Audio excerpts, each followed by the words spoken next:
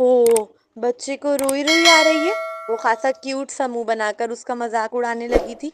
अभी वो हंस ही रही थी कि मुकाबिल अचानक उसके करीब आकर बैठा और अगले ही पल उसकी शर्ट का कॉलर पकड़कर अपनी जानिब खींचा, जिस पर उसकी आंखें हैरत से बड़ी हुईं। अगले पल वो उसके इतना करीब थी कि मुकाबिल की नाक से नाक मिस हो चुकी थी। मुझे वाकई रोना आ रहा है। क्या तुम्हारा कंधा मिलेगा रोने के लिए?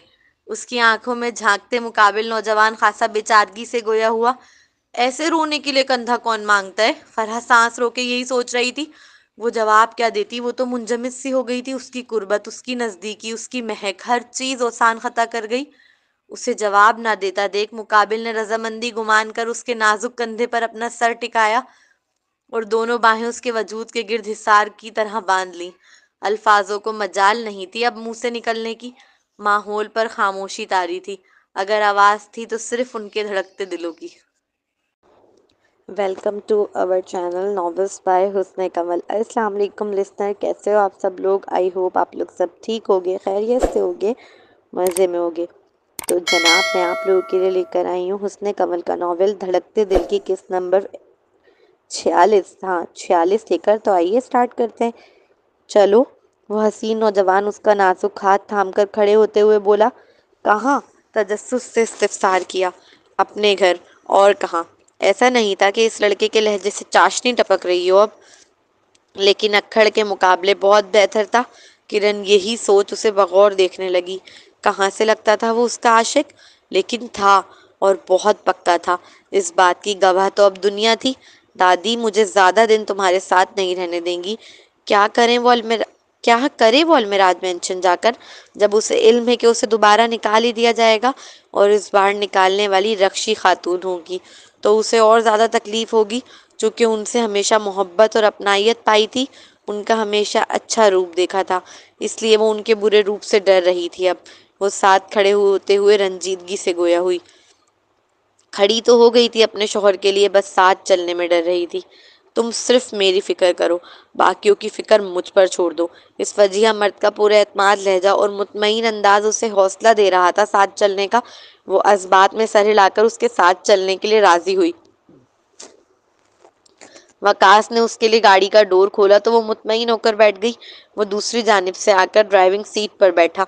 उसने गाड़ी में बैठते ही पहली गाड़ी स्टार्ट नहीं की, बल्कि अपनी बीवी का नाजुक और नर्म हाथ अपने हाथ में लिया। किरण उसके अमल पर बेख्तियार मुस्कुरा दी। बहुत वक्त बाद वो दोनों मियाँ बीवी एक साथ बैठे थे। पूरे रास्ते गाड़ी में खामोशी तारी रही।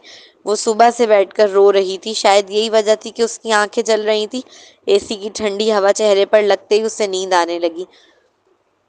अलमेराज मेंशन पहुंचे तो वो सो चुकी थी। इस नौजवान ने तो वेलकम की तैयारी कर रखी थी। पूरा घर फूलों से सजाया हुआ था। सारे मुलाजमीन वेलकम के लिए तैयार खड़े थे, लेकिन वो सो चुकी थी, जिसके लिए पूरा वेलकम खुद प्लान किया वकास अब्बासी ने। वकास अब्बासी जैसा वक्त का पाबंद बंदा आज ऑफिस लेट गया था, क्योंकि वो अपने घर में वेलकम की तैयारी कर रहा था। वो चाहता तो मुलाजमीन से भी करवा सकता था, लेकिन अपनी बीवी के लौटने की खुशी उसे इस कदर थी कि वो खुद सारी सजावट अपने हाथ से करना चाहता था, और उसने की भी। वकास ने उसे नहीं उठाया, बस उसके सोते हुए वजूद को अपनी बाहों में भरकर घर में दाखिल हुआ। उसके दाखिल होते ही पहले तो प्लान के मुताबिक एक दो मुलाजमीन ने फूल बरसाए, लेकिन जैसे ही देखा कि किरण सो रही है, वैसे ही वो सब पीछे हट गए। इस रोबदार शख्स का एक इशारा और सारे मुलाजमीन रफू चक्कर। वो अपनी बीवी को लेकर अपने कमरे में दाखिल हुआ और उसे आहिस्तगी से बेड पर लेटा दिया। इस हसीन लड़के को वापस अपने घर, इस हसीन लड़की को वापस अपने घर, अपने कमरे, अपने बेड पर लिटाकर एक अजीब सी पुरसुकूनी छाई। वो अपनी माँ से अपने हक की मोहब्बत मांगा करता था, और उसकी माँ ने कभी मुस्बत जवाब ना दिया। हत्ता कि उसके दिल में खौफ पैदा हो गया। उसे अपना बोलना ही अबस लगने लगा। यही वजह थी कि उसने कभी अपनी बीवी से मोहब्बत नहीं मांगी, और उसे सबसे ज्यादा खुशी और इत्मीनानी इसी बात की थी कि किरण ने कभी उससे मोहब्बत का मुतालबा किया भी नहीं। किरण खुद उस पर मोहब्बत लुटाती थी शुरू से, मगर वो कहाँ जानता था कि आहिस्ता आहिस्ता उसकी बीवी थक जाएगी, मनफी सोचे रखने लगेगी। उसे लगने लगा कि वो पेट भरा मर्द है, इसलिए मोहब्बत नहीं मांगता। अगर उसे इल्म होता कि उसके खौफ की वजह से वो अपनी बीवी को एक दिन खो देगा, तो यकीनन वो बहुत पहले अपने खौफ पर काबू पाने की कोशिश करता। اس نے کپڑے تک چینج نہیں کیے تھے۔ آج دل ہی نہ چاہا ایک لمحے کے لیے بھی کہ اسے چھوڑے گا، وہ بس اس کے برابر اسے چھوڑنے کا، وہ بس اس کے برابر میں لیٹ گیا، کوٹ اتار کر سائیڈ میں رکھ، تکیے پر اپنی کونی جما کر، ہاتھ کے پیالے میں اپنا خوبصورت چہرہ رکھ کر فرصت سے اسے تکنے لگا۔ آج سونا نہیں چاہیے تھا تمہیں، اس کے سوتے وجود کو تکتے شکوہ کیا۔ بہت محبت سے کیا گیا تھا وہ شکوہ، اگر وہ جاگ رہی ہوتی نا تو دیکھتی کس قدر محبت تھی ان گہری بولتی آنکھوں میں اس کے لیے۔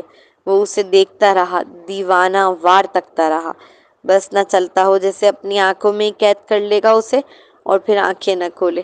اگلا سین، وہ گھر پہنچا تو لاؤنج میں کھانے کی ٹیبل پورے کھانوں سے سجی ہوئی نظر آئی اور وہ خوبصورت گڑیا کھانے کی میز پر چہرہ رکھے سوتی ہوئی۔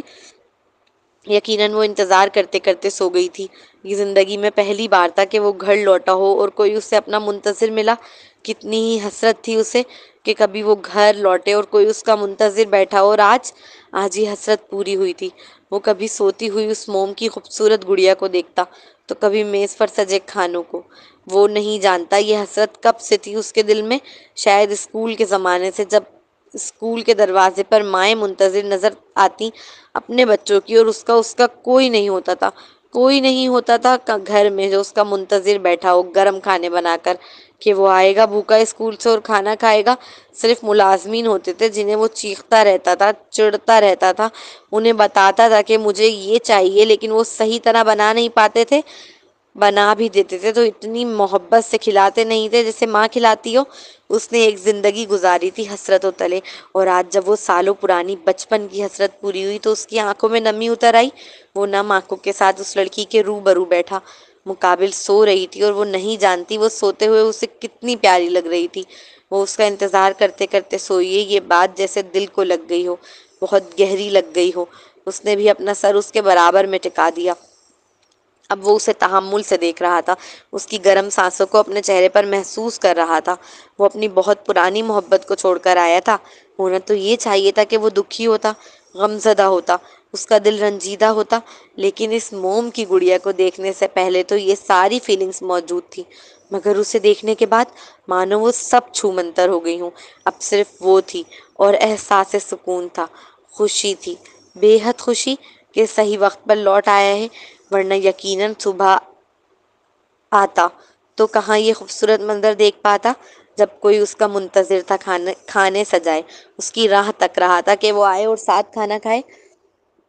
بہت بہت آہستگی و نرمی سے اس نے ایک کس چرائی۔ وہ جاگ رہی ہوتی نا تو ہرگز قریب نہ آنے دیتی، لیکن چونکہ قسمت اس پر مہربان تھی اور وہ جنگلی شیرنی جو ہے سو رہی تھی تو موقع سے فائدہ اٹھانا تو بنتا تھا نا۔ فرا، اٹھو، کھانا کھائیں۔ پہلے خیال آیا کہ اسے کمرے میں چھوڑ آئے تاکہ وہ آرام سے سوتی رہے، لیکن پھر خیال آیا نہیں، وہ بھوکی ہے، انتظار کرتے کرتے سو گئی ہے، اس لیے اس گڑیا کو اٹھایا تاکہ ساتھ کھانا کھائیں۔ او، تم آ گئے؟ کہاں رہ گئے تھے تم؟ کتنی دیر کر دی آنے میں؟ پتہ ہے میں انتظار کرتے کرتے ہی سو گئی تھی، وہ ذرا خفگی سے بولی۔ اس کا آخری جملہ بزرگ کے چہرے پر بڑی سی مسکراہٹ بکھیر لایا۔ وہ اچھے سے واقف تھا کہ وہ انتظار کرتے کرتے سوئی ہے، لیکن پھر بھی اس کے منہ سے سننے کا مزہ ہی الگ تھا۔ دنیا میں ویسے تو ہزاروں نعمتیں، ان میں سے ایک بڑی عظیم نعمت کسی کا آپ کے لیے گھر پر منتظر ہونا ہے، اور یہ نعمت بڑی حسرتوں کے بعد آج اس کے نصیب میں آئی تھی۔ تو کس نے کہا تھا میرا انتظار کرو؟ مت کرتی میرا انتظار، کھا لیتی کھانا اور چلی جاتی اپنے کمرے میں سونے۔ نہایت بے نیازی سے گویا ہوا، جبکہ دل کا ہر کونا چاہتا تھا کہ وہ انتظار کرے اور ہمیشہ کرے۔ اکیلے کھانے میں کوئی مزہ نہیں، کیا فائدہ مجھے تمہارے شوہر ہونے کا جب تمہارے ہوتے ہوئے بھی مجھے اکیلے کھانا کھانا پڑے۔ اب بیٹھو، میں کھانا گرم کرتی ہوں، سارا ٹھنڈا ہو گیا ہے۔ وہ منہ بسور کے کہتی ہوئی اٹھی، ابھی اس نے ڈش کی جانب ہاتھ بڑھایا ہی تھا کہ ابوذر نے اس کا ہاتھ تھام لیا۔ میں لیٹ آتا ہوں کام سے اور روز ہی لیٹ آیا کروں گا، کیا روز میرا انتظار کرو گی؟ فرح کیونکہ نیند میں سے اٹھی تھی اس لیے اس لمحے مقابل کی آنکھوں کو نہ دیکھا، اگر دیکھتی تو جان لیتی کیا کچھ نہیں تھا ان آنکھوں میں جسے بس وہ ہاں کرے گی اور اپنا دل نکال کر اس کے ہاتھ میں رکھ دے گا کہ آج سے یہ تمہارا ہے۔ ہاں کہاں نا، مجھے اکیلا کھانا کھانا اچھا نہیں لگتا، تھوڑا انتظار تو کرنا ہے، میں روز کر لوں گی، لیکن پلیز تھوڑا جلدی آنے کی کوشش کرنا۔ اس نے نرمی سے کہتے ہوئے اپنا ہاتھ اس کے ہاتھ سے چھڑایا اور ڈش لے کر چلی گئی، جبکہ مقابل اس کی پشت تکتا رہا۔ تم جا کر بیٹھو، میں گرم کرتا ہوں کھانا، ٹھنڈا بھی تو میری وجہ سے ہوا ہے نا۔ ابو ذر اس کے پیچھے پیچھے کچن میں آ گیا تھا، اس کے ہاتھ سے ڈش لے کر مائکرو ویو اوون میں رکھتے نرمی سے کہا۔ ابھی وہ کچھ بولتی اس سے قبل ہی دروازہ نوک ہوا، کیونکہ رات کا وقت تھا اس لیے ابو ذر دروازہ کھولنے گیا۔ بس اس کا دروازہ کھولنا تھا کہ انا بے دھڑک آ کر اس کے سینے سے لگ گئی۔ وہ حیران ہوا تھا، انا کو اس اپارٹمنٹ کا کیسے پتہ چلا؟ ایم سوری، اگر مجھ سے انجانے میں کوئی غلطی ہوئی ہے تو پلیز مجھے یوں نہ چھوڑو، میں نہیں رہ سکتی تمہارے بغیر اب۔ میں سچ کہہ رہی ہوں، میں وقاص سے کانٹریکٹ میں بندھی ہوئی تھی، صرف اسی لیے تمہیں کبھی کچھ نہیں بتایا، ہمارے درمیان کچھ بھی نہیں تھا شروع سے۔ میں جانتی ہوں تم نے مجھ سے جھوٹ کہا ہے اپنی شادی کے متعلق، اگر تمہاری شادی ہوئی ہوتی تو یہ کیسے ممکن تھا کہ کسی کو پتہ نہ ہوتا، خاص طور پر معاویہ و وقاص کو۔ ابھی وہ بول ہی رہی تھی کہ پیچھے سے کسی نے گلا کھنکارنے کی آواز آئی۔ فرحہ نے اپنی موجودگی کا احساس دلایا تو ابو ذر نے فوراً ہی اپنی آنکھیں زور سے میچی، جبکہ انا اس کے سینے سے ہٹ کر ابو ذر کے پیچھے دیکھنے لگی۔ تم ابو ذر کے اپارٹمنٹ میں کیا کر رہی ہو اتنی رات میں؟ کیونکہ فرح کے ہاتھ میں کھانے کی ڈش تھی اس لیے انا فوراً بولی، او نوکرانی ہو؟ ابو ذر کو شدید زہر لگا تھا انا کا فرح کو نوکرانی کہنا۔ ابھی وہ کچھ کہتا اس سے قبل ہی فرح ڈش کھانے کی ٹیبل پر رکھ کر اس کی جانب بھرم سے چلتی آئی۔ سوئٹ ہارٹ، اپنی فرینڈ سے کہو کہ نظر کا چشمہ لگا لے، کیونکہ اسے ملازمہ اور مالکن میں فرق نظر نہیں آ رہا ہے۔ فرح نے انا کے سامنے ہی ابو ذر کے نزدیک آ کر اس کے آگے کی شرٹ پر جہاں انا گلے لگی تھی نہ دیکھنے والی گرد جھاڑتے شہد سے میٹھے لہجے میں کہا، پھر انا کی جانب دیکھ مطمئن انداز میں مسکرائی۔ مالکن؟ انا اچھے سے جانتی تھی فرح کو، اور کیوں کرنا جانتی، کرن کی ایک ہی تو دوست تھی جسے وہ ہمیشہ اپنے ساتھ پارٹی میں لایا کرتی تھی۔ انا نے مضحکہ خیز انداز میں مالکن کا لفظ دہرایا، جیسے مذاق اڑا رہی ہو۔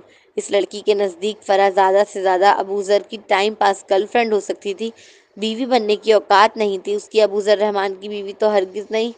جی مالکن، اگر مذاق اڑانے سے فارغ ہو گئی ہو آپ تو کیا بتانا پسند کریں گی کہ اتنی رات کو بے غیرتوں کی طرح میرے گھر میں گھس کر میرے ہی شوہر کے گلے لگنے کا کیا مطلب ہے؟ ابو ذر خاموش ہو گیا تھا، چونکہ وہ شرمندہ تھا فرح سے۔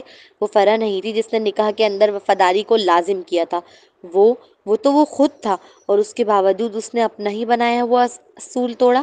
جیسے کسی بچے سے غلطی ہو جائے تو اس کے دل میں ڈر ہوتا ہے اپنی ماں کی ناراضگی کا، بالکل ویسا ہی ڈر وہ حسین لڑکا اپنے دل میں پا رہا تھا فرح کی ناراضگی کو لے کر۔ تمہارا گھر، تمہارا شوہر، ہاں کیا نشہ وشہ کر کے آ گئی ہو؟ تمہاری اوقات ہے ابو ذر رحمان کو اپنا شوہر کہنے کی؟ انا فوراً ہی اسے ذلیل کرنے پر اتری، خون جو کھول گیا تھا اس کا۔ سامنے کھڑی لڑکی ابو ذر رحمان کی بیوی ہونے کا دعویٰ کر رہی تھی، وہ کیسے طیش میں نہ آتی؟ وقاص عباسی تو ہاتھ سے نکل ہی گیا تھا، وہ ابو ذر رحمان کو ہاتھ سے جانے نہیں دے سکتی تھی، ہرگز بھی نہیں۔ انا، بیہیو یور سیلف، تم میری وائف سے اس طرح بات نہیں کر سکتی۔ ابو ذر کے نزدیک اس کی بیوی کی عزت اس کی عزت تھی، اور کسی کا اس کی بیوی کو ذلیل کرنا انڈائریکٹ اسے ذلیل کرنا تھا۔ ایک وقت وہ انا ایوان کو خود کو ذلیل کرنے دے سکتا تھا مگر اپنی بیوی کو نہیں۔ ابو ذر کے دانت پیس کر سرخ ہوتے غصیلے چہرے کے ساتھ کہتے ہی وہ دونوں لڑکیاں اسے بے یقینی سے تکنے لگی۔ انا سے زیادہ تو فرح ابو ذر کو حیرت سے دیکھ رہی تھی، یقین جو نہیں آ رہا تھا وہ اس کی خاطر اپنی محبت سے لڑ رہے۔ ابو ذر، یہ معمولی سی لڑکی، یہ تمہاری بیوی جسے میں اپنے گھر کی نوکرانی بھی نہ رکھوں؟ انا بے اعتباری سے استفسار کرنے لگی، اس کے لہجے میں حقارت نمایاں تھی۔ اس کے جملے فرح کو اپنی شدید تذلیل معلوم ہوئے، اسے لگا اس کا پورا جسم جلنے لگا ہے، خاص طور پر اس کے گال۔ دل چاہا کہ اس امیر زادی کا منہ نوچ لے، بڑی مشکل سے اپنی مٹھیاں مضبوطی سے بھینچی۔ ان امیر لوگوں کے نزدیک کیا غریبوں کی کوئی عزت نہیں ہوتی؟ کیسے وہ اسے منہ پر کھڑے ہو کر ذلیل کر رہی تھی؟ انا ایوان، اگر میری بیوی کو ایک لفظ تم نے اور کہا تو میں بھول جاؤں گا کہ تم کبھی میری دوست تھی۔ ابو ذر قطعی لہجے و گرجدار آواز میں چیخا۔ ساتھ ساتھ اس نے فرح کا ہاتھ پکڑ کر اسے خود سے لگا لیا۔ اپنی باڈی لینگویج سے اس نے انا کو جتایا تھا کہ جس لڑکی کو وہ ذلیل کر رہی ہے وہ دراصل ابو ذر رحمان کی عورت ہے۔ ابو ذر، انا نے اس نوجوان کو اس سے قبل کبھی اتنے جلال میں نہیں دیکھا تھا۔ وہ فوراً ہی آنکھوں میں آنسو بھر لائی۔ دنیا جہاں کی مظلومیت چہرے پر طاری کیے وہ آنسوؤں سے تر آنکھوں سے ابو ذر کو دیکھنے لگی۔ ان آنکھوں میں بلا کا شکوہ تھا۔ ابو ذر انا کی آنکھوں کو دیکھنے میں اتنا مشغول ہوا کہ اس نے خود سے لگی لڑکی کی آنکھیں دیکھی ہی نہیں۔ اگر اس لمحے وہ دیکھتا تو اگر اس لمحے وہ دیکھتا تو جانتا کتنی شکر گزاری اور احسان مندی تھی ان حسین آنکھوں میں اس کے لیے۔ ابو ذر رحمان جیسا مغرور لڑکا اس کے لیے لڑا تھا، وہ بھی اپنی ہی دوست سے، اپنی ہی محبت سے۔ کوئی عام بات تھوڑی تھی۔ نکاح والے دن کے بعد وہ آج پھر اپنا لگا، اپنا بھی اور پیارا بھی۔ وہ اسے بہت نزدیک سے دیکھ رہی تھی، اس کی مہک کو محسوس کر رہی تھی۔ دعوے دار عشق کی کسی اور کے لیے تھی، لیکن آج دل اس کے لیے دھڑک رہا تھا، اور اتنے زور سے دھڑک رہا تھا کہ لگ رہا تھا کہ باہر نکل آئے گا۔ انا اپنے آنسو صاف کرتی وہاں سے منہ موڑ کر چلتی۔ اس لڑکی کے جاتے ہی ابو ذر نے فوراً کر بھرے انداز میں آنکھیں میچی، اور بس اس کا آنکھیں میچنا تھا کہ فرح حواسوں میں لوٹی۔ یاد رکھنا ابو ذر، اصول تم نے توڑا ہے پہلے، مجھ سے اب کوئی امید مت رکھنا۔ اگلے ہی پل وہ اس سے جدا ہو کر جذبس ہو کر کہتی اندر چل دی، کیا مطلب ہے اس بات کا؟ تم بے وفائی کرو گی مجھ سے؟ وہ فوری انگارہ ہوتے چہرے کے ساتھ اس کے پیچھے کچن تک آیا، پھر اس کا نازک بازو اپنی جنونی گرفت میں لے کر اپنی جانب موڑ آنکھوں میں آنکھیں ڈال پوچھا۔ فرح کو محسوس ہوا جیسے وہ اپنی آنکھوں سے ہی اسے جلا دے گا آج۔ بے وفاؤں کے ساتھ کیسی بے وفائی؟ وہ غصے سے پلٹ سوال کرنے لگی۔ یقیناً وہ چوٹ کرنے کے لیے کیا گیا سوال تھا، اور مقابل کے چوٹ لگی بھی۔ وہ خود بھی نہیں جانتی اسے اتنا غصہ کیوں آ رہا تھا مقابل پر، کیوں آنکھ لگی ہوئی تھی سینے میں، کیوں انا کو جاتے دیکھ اس کا کرب سے آنکھیں میچنا دل میں ایک بے چینی سی پیدا کر گیا تھا، جیسے وہ پچھتایا ہو اس کا ساتھ دے کر انا کے سامنے۔ اور یہ اس کا پچھتانا، یہ اس کا پچھتانا اس موم کی خوبصورت گڑیا کا خون جلا گیا تھا۔ کوئی بے وفائی نہیں کی میں نے ابو ذر رحمان، سب کچھ ہو سکتا ہے مگر بے وفا نہیں، ہرگز نہیں۔ وہ اعلانیہ طور پر جتاتے ہوئے گویا ہوا۔ او تو وہ سب کیا تھا جو دروازے پر ہو رہا تھا؟ کیا بہن بھائی عید ہی مل رہے تھے؟ فرح دانت پیستے ہوئے طنزیہ لہجے میں استفسار کرنے لگی۔ میں بہکا ضرور تھا مگر بے وفائی نہیں کی۔ اعتبار کرنا ہے تو کرو ورنہ بھوڑ میں جاؤ، وہ آگ بگولا ہو کر کہتا اس کا بازو چھوڑ کر ایک قدم دور ہٹا۔ کہاں جا رہی ہو؟ وہ صوفے پر جا کر منہ پھلائے بیٹھ گیا، جیسے مقابل اس کی بیوی ہی ہو اور اسے منانے آئے گی۔ گمان تو یہی تھا کہ وہ منانے آئے گی، آخر اس کا ساتھ دیا تھا لڑائی میں، لیکن سارا بھرم تو تب ٹوٹا جب اسے کھانا لگانے کے باوجود باہر جاتے دیکھ اپنے گھر۔ وہ اکڑ کر بغیر مڑتے جواب دیتی چلتی چلی گئی۔ ہیں کرن وقاص کے ساتھ ہے، تم یہیں رہو۔ وہ اپنی خفگی بھول تیزی سے اس کے پیچھے آیا، مگر وہ اس کے سننے کے موڈ میں اب بالکل نہیں تھی۔ جتنی دیر میں وہ اس تک پہنچتا مقابل دروازے تک پہنچ چکی تھی۔ دروازہ کھول کر وہ باہر نکل گئی۔ ڈیم اٹ، وہ جا چکی ہے یہ دیکھ اس نے زور زور سے ہاتھ اپنی پیشانی پر مارا۔ اس نوجوان نے غور نہیں کیا دعوے دار انا سے تھی محبت کی، لیکن اس کی خفگی اتنی اثر انداز نہیں ہوئی جتنی اپنی بیوی کی ہو رہی تھی۔ کتنا ہی اچھا ہوتا کہ وہ ساتھ بیٹھ کر کھانا کھاتے، پھر پب جی کھیلتے، اور پھر وہ کل رات کی طرح اس کے کندھے پر سر رکھ کر سو جاتی۔ وہ یہی سوچ کر اداس ہوا۔ فرح گھر آ کر اپنے بیڈ پر کروٹیں بدلنے لگی۔ وہ اپنے ناراضگی کے سبب غصے میں بھوکی چلی آئی تھی۔ کچھ دیر ہی گزری تھی کہ گھر کا مین گیٹ ناک ہوا۔ اس وقت کون آ سکتا ہے؟ فرح الجھ کر کہتی، فوراً ہی اٹھ کر دروازے کی جانب آئی۔ کون؟ پیزا ڈیلیور میم، مگر میں نے تو کچھ آرڈر نہیں کیا ہے، وہ تیزی سے گویا ہوئی۔ میم ایڈریس یہیں کا ہے، لیکن میں نے تو کچھ بھی آرڈر نہیں کیا، وہ اپنی بات پر قائم تھی۔ میم آرڈر اسی ایڈریس کا ہے، آپ پلیز ڈیلیوری لے لیں۔ دوسری جانب سے لچکدار آواز آئی۔ ابھی وہ اس سے بحث کر ہی رہی تھی کہ اس کا سیل رنگ ہوا۔ وہ ٹیبل سے اپنا سیل اٹھانے لگی۔ کال ابو ذر کی تھی۔ یہ دیکھ ایک دو لمحے سوچ میں پڑی کہ کال ریسیو کرے یا نہیں، پھر سوچا کر ہی لے، دیکھتے تو صحیح وہ بولتا کیا ہے۔ ہلو فرح، بھوکی مت سونا، پیزا آرڈر کر دیا ہے، وہ بس آتا ہی ہوگا۔ غصہ مجھ پر ہے تو مجھ پہ رکھو، کھانے پر مت نکالنا۔ بس اتنا کہنے کے بعد اس نے بغیر اس لڑکی کا جواب سنے کال ڈسکنیکٹ کر دی۔ فرح بے یقینی سے سیل کی اسکرین تکتی رہ گئی تھی۔ یہ اتنا برا تو نہیں ہے جتنا برا میں اسے سمجھتی تھی، وہ زیر لب بڑبڑائی، اور پھر بے اختیار اس کے ہونٹوں پر ایک خوبصورت سی مسکراہٹ رقص ہوئی۔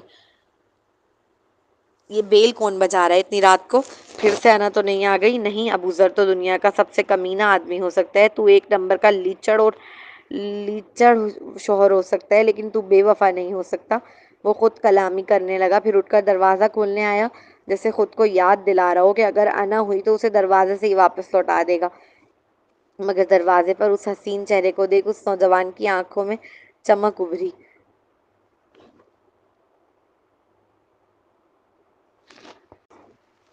پیزا ڈیلیوری بوائے سے لینے کے بعد فرح اپنے اپارٹمنٹ کا دروازہ لاک کر کے ابوذر کے اپارٹمنٹ ہی آ گئی تھی۔ اکیلے کھانا کھانے سے کہیں بہتر اسے ابوذر کے ساتھ کھانا لگا، اس لیے وہ اپنا پیزا شیئر کرنے چلی آئی تھی۔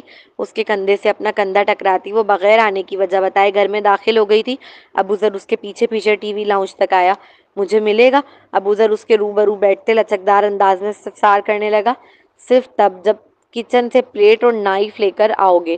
فرح اس کی جانب دیکھ اکڑ کر جواب دہ ہوئی۔ وہ منہ بسور کر اس بات میں سر ہلاتا فوراً ہی کچن سے پلیٹ اور نائف لانے کے لیے اٹھا۔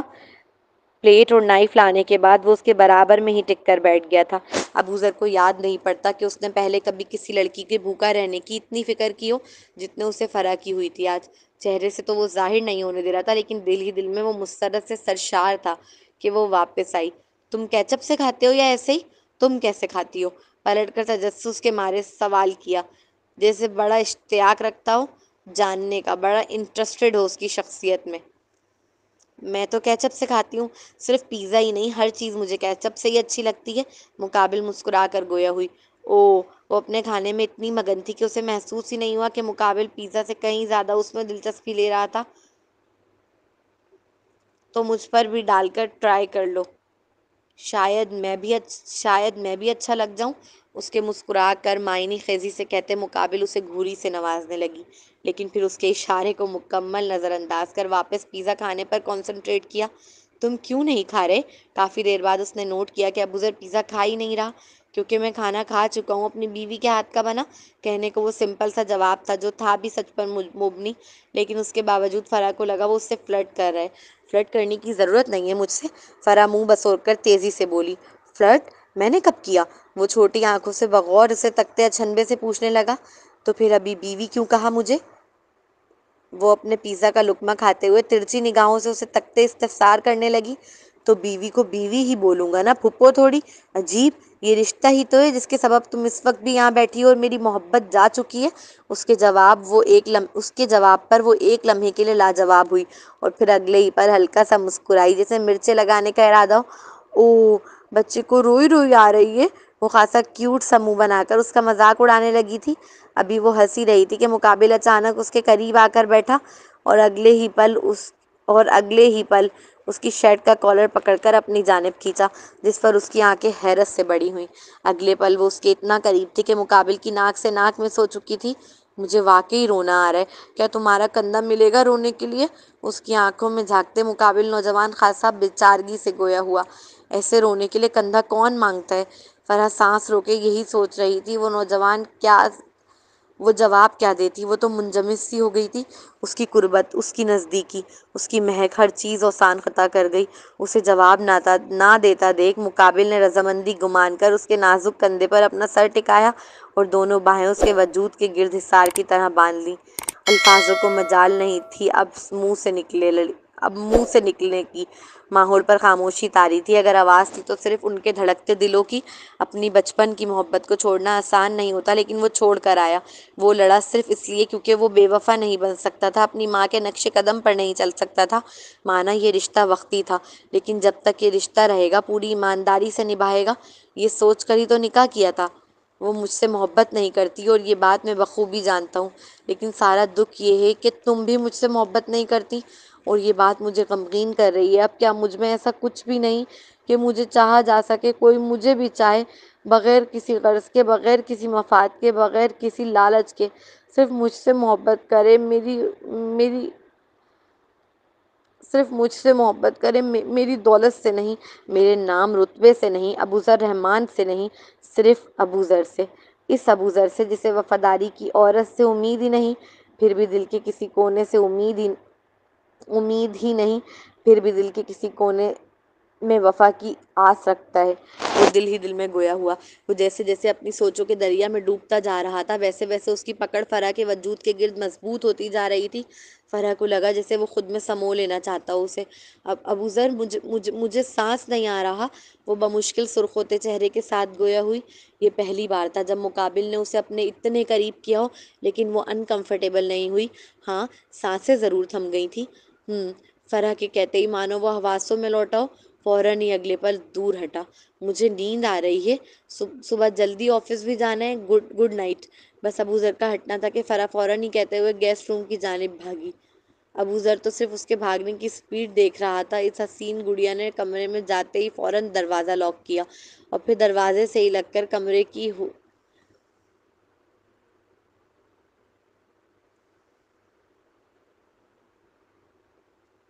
اس حسین گڑیا نے کمرے میں جاتے ہی فوراً دروازہ لاک کیا اور پھر دروازے سے ہی لگ کر کھڑی ہو گئی۔ اس کا دل زور زور سے دھڑک رہا تھا، جس کے سبب اس نے اپنے دل کے مقام پر ہاتھ رکھا۔ اف، یہ تو میری جان ہی نکال لے گا۔ وہ گہرا سانس لے کر زیر لب بڑبڑائی۔ اگلا سین۔ صبح آنکھ کھلی تو خود کو اپنے شوہر کے سینے سے لگا پایا۔ بہت وقت بعد اتنی خوبصورت صبح دیکھی تھی جس میں وہ ہرجائی اس کے قریب تھا۔ ابھی وہ وقاص کو پرسکون انداز میں سوتے ہوئے دیکھ ہی رہی تھی کہ اس کا پرس میں موجود سیل رنگ ہوا جو بیڈ کی سائڈ ٹیبل پر رکھا تھا۔ وقاص کی نیند خراب نہ ہو اس لیے فوراً ہی اس کے حصار سے خود کو آزاد کر وہ اٹھ کر بیٹھی اور اپنا سیل پرس سے نکال کر اسکرین دیکھی۔ کال سعید صاحب یعنی کہ ڈیڈ کی تھی، اس لیے وہ ہچکچا رہی تھی اٹھانے میں۔ ہلو سعید انکل۔ ابھی اس نے کال ریسیو کر کے سیل اپنے کان سے لگانا ہی چاہتا کہ تیزی سے مقابل نے اس کے ہاتھ سے سیل چھین کر اپنے کان سے لگایا۔ اس نوجوان کے پرجوش انداز میں مخاطب کرتے ہی دوسری جانب سعید صاحب کے کان کھڑے ہوئے۔ وقاص، تمہارے پاس کرن کا فون کیا کر رہا ہے؟ ان کے لہجے میں برہمی تھی یہ سوال کرتے وقت۔ ایک شوہر کے پاس اس کی بیوی کا فون کیا کرتا ہے؟ بے تحسر لہجے میں دو بدو جواب دیا۔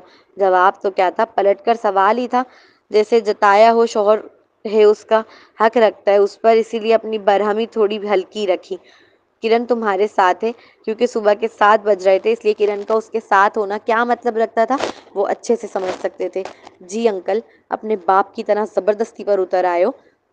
اس نوجوان کو لگا کہ مقابل نے اس پہ بہت گہرا طنز کیا ہے۔ کون نہیں جانتا تھا وقاص کے والد اور والدہ کے درمیان کیا معاملات رہے تھے اور وہ کس طرح دنیا میں آیا تھا۔ جتنا اس کی ماں نے ڈھنڈورا پیٹا تھا، یقیناً سعید غنی جیسے مشہور شخص کے کانوں میں بھی آواز تو پہنچی ہوگی۔ پھر وہ تو تھے بھی فیملی فرینڈز۔ جب آپ نے اپنی پوری زندگی محنت کر کے صرف اپنی پہچان بدلنے، لوگوں کا اپنے لیے جگانے کے لیے لگائی ہوئی اور پھر کوئی آپ جگانے کے لیے لگائی ہو اور پھر کوئی آپ کو ماضی کا تانا دے تو آگ لگ جاتی ہے۔ اس کے بھی لگ گئی تھی۔ زبردستی کا لفظ اس کے لیے گالی کے مترادف تھا۔ تو کیسی لگی آپ لوگوں کو ایپیسوڈ بتائیے گا پلیز، اور ایپیسوڈ پہ اچھے سے ریویو دیجیے گا اور بتائیے گا آپ لوگوں کو آج کی ایپیسوڈ کیسی لگی ہے۔ ملتے ہیں نیکسٹ ایپیسوڈ میں، مجھے اجازت دیجیے، دعاؤں میں یاد رکھیے گا۔ جب تک کے لیے اللہ حافظ۔